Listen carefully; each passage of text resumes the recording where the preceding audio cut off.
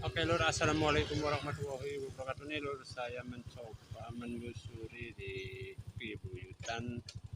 Ntar di depan sana ini jembatan merah di daerah Indramayu Sendang Lur. Di daerah Indramayu Sendang coba saya menelusuri area sini, katanya sih ada kebuyutan di sebelah sana Lur. Coba saya lihat di video kan, yuk kita lanjut videonya yuk.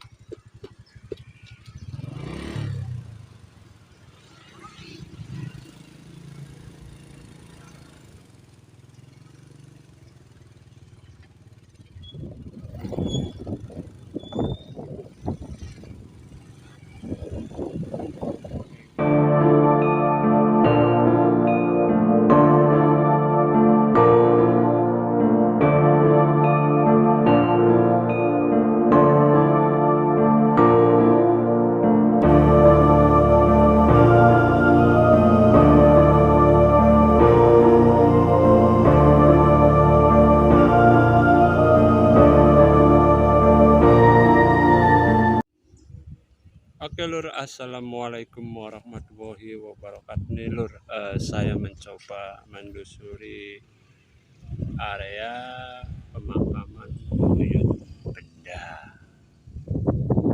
Di lokasinya kayak gini Lur. Ntar saya coba videokan. Ini lokasinya di Indramayu Lur. Buyut benda ini Lur.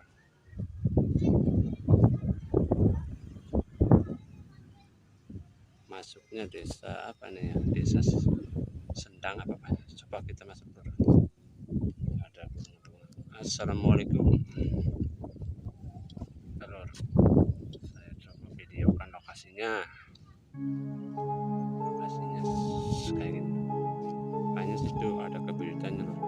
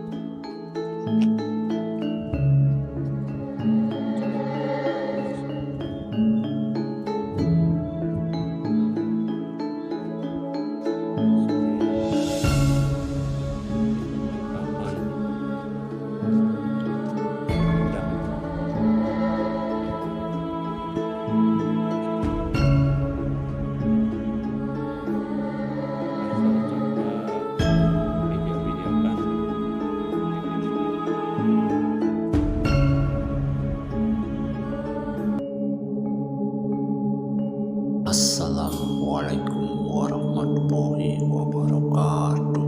Salam rahayu, rahayu, rahayu.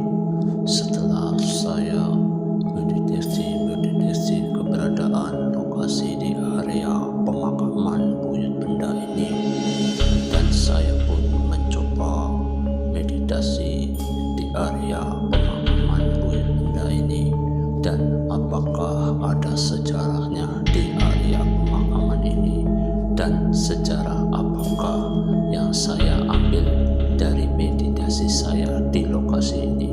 Yuk kita saksikan aja seperti apakah sejarah dari nama buyut benda ini. Oke lur, kita lanjut lagi video sejarah dari buyut benda ini.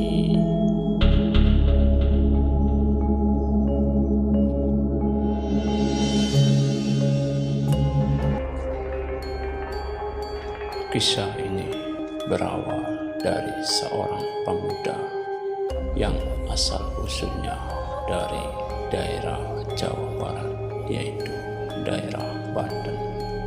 Sosok pemuda ini ingin mengembara ke arah timur, yaitu menuju di daerah Kecerpunan. Sosok pemuda ini ingin bertemu dengan sesepuh Cirebon, yaitu Syekh Sunan Gunung Jati. Dan singkat cerita, sosok pemuda ini meminta izin kepada Syekh Sunan Gunung Jati untuk belajar keilmuan keagamaan kepada Syekh Sunan Gunung Jati. Dan Syekh Sunan Gunung Jati pun menerima dengan hati yang legowo. Singkat cerita, sosok pemuda ini belajar beberapa tahun kepada Syekh Sunan Gunung Jati. Dan ketika itu pemuda dari Jawa Barat, yaitu dari Banten, pemuda ini membicarakan tentang soal bab keislaman atau soal keilmuan Sunan Gunung Jati. Singkat cerita, Syekh Sunan Gunung Jati pun mengajak sosok pemuda dari Banten itu ke area lokasi ini. Dan Syekh Sunan Gunung Jati pun memberitahu kepada sosok pemuda itu untuk bertapa di lokasi area ini. Singkat cerita, pertapaan dari pemuda itu pun selesai, dan Syekh Sunan Gunung Jati pun memberikan suatu benda, yaitu benda berupa pusaka, yaitu bernama pusaka Nagabanda. Dan pemuda itu pun sangat berterima kasih kepada Syekh Sunan Gunung Jati. Dan Syekh Sunan Gunung Jati pun berkata kepada sosok pemuda itu, "Hai muridku, kamu tinggallah di sini. Sebarkanlah agama-agama yang kuajarkan kepadamu." Dan sosok pemuda itu pun menyanggupi perintah dari Syekh Sunan Gunung Jati untuk menyebarkan agama Islam di daerah ini. Dan singkat cerita, pemuda itu pun mengembara setiap desa-desa untuk menyebarkan agama Islam di lokasi area benda ini yang sekarang dinamakan Desa Benda ini, karena dulu pemuda ini menerima benda dari Syekh Sunan Gunung Jati.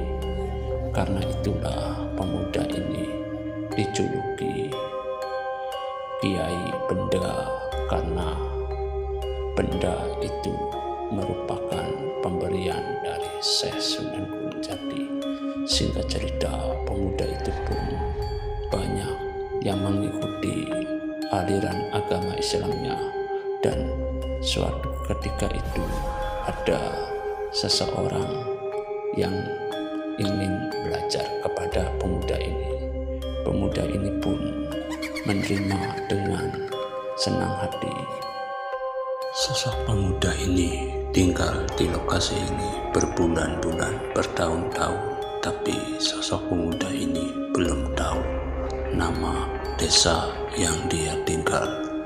Dan seketika itu pemuda ini pun memberi nama di area lokasi ini, yaitu nama benda diambil dari kerisnya, yaitu naga benda pemberian dari Syekh Sunan Gunung Jati. Oleh karena itu, murid Syekh Sunan Gunung Jati pun beri nama desa ini nama Desa Benda, yang diambil dari keris pemberian dari Syekh Sunan Gunung Jati. Oke lur, itulah sedikit sejarah hasil dari informasi makhluk yang tak kasat mata di lokasi area Desa Buyut Benda ini lur. Oke lur, bila ada saya salah kata, maafkan yang sebesar-besarnya lur. Itulah sedikit sejarah dari informasi meditasi saya dari hal-hal menunggu gaib di Buyut Benda itu lur. Oke, ntar kita ulas lagi di daerah pemakaman buyut-buyut lainnya. Oke lur, sampai jumpa di video selanjutnya. Assalamualaikum warahmatullahi wabarakatuh.